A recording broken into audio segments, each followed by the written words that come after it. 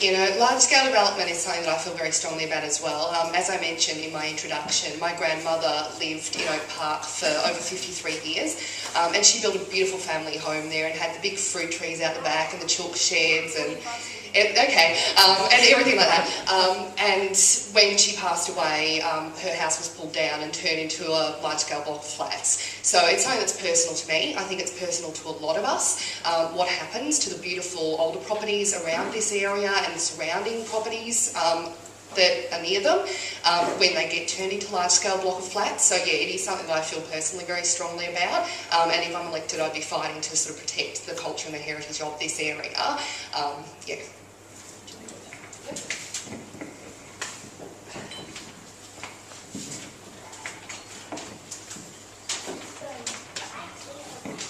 I support mandatory height limits. I think that the scale of development is ridiculous, and not purely from aesthetic reasons.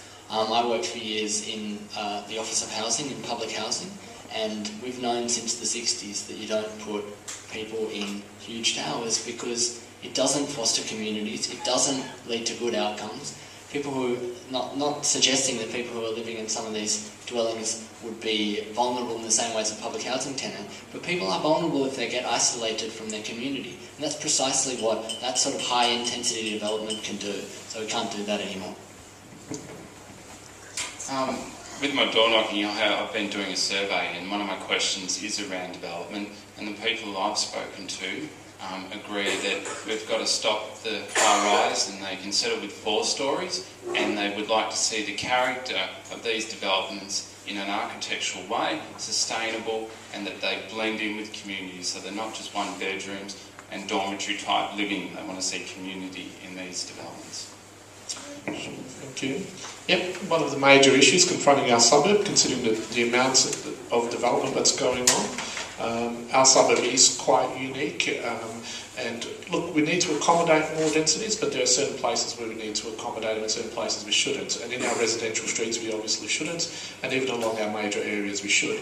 I support mandatory height controls for the limits set out in the Brunswick Structure Plan, which have gone through substantial community consultations. Unfortunately, we've seen many developments that are above those. I've consistently voted against those developments. I've consistently brought to council the issue of mandatory controls 3 or 4 times, voted in favour. Unfortunately, the Greens voted against every time.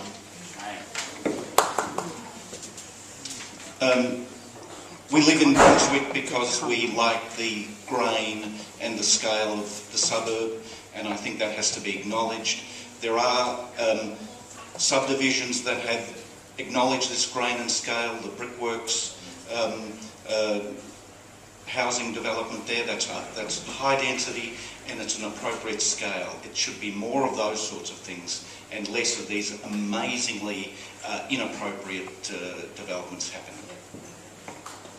Can I just make a comment that I think that the question that's being asked is not just, particularly about, thank you for that, Darren, not just about heights, but actually about the nature of the suburb that's developing, and if we can actually get comments on that as well. And again, I would remind candidates that it'd be good to actually address the question you're being asked and not the one that you necessarily want to answer. Samantha, can I ask you to make a comment? Thanks very much. And as we know, it's a very pertinent question for many people. We do support height limits, and we want certainty for residents in the type of planning and building that's happening in this area. We also want to make sure that we have appeal rights for residents, that they can object to planning developments that are happening. We want social housing, we want good environmental outcomes and good development outcomes. We want good buildings being built that are in keeping with the amenity and character of the area. We also have a massive planning reform that's about to hit us.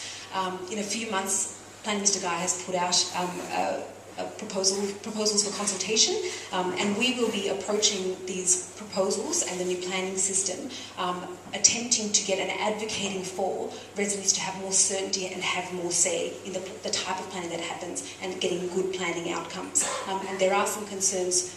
So in terms of the character and amenity of the area, I think that's one of our formidable challenges in the next little while, is how we approach this planning zone reform that's about to happen.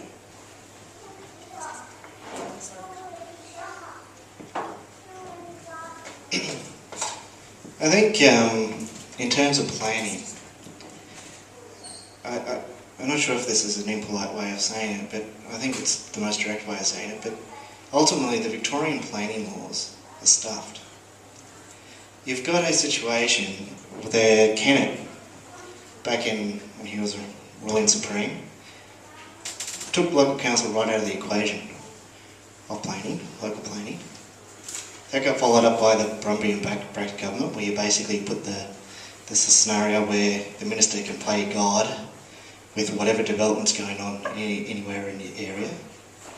And now we have a situation where local councils are basically, local residents have very minimal say over their local communities and what's actually going to happen over the next 20, 30, 40 years.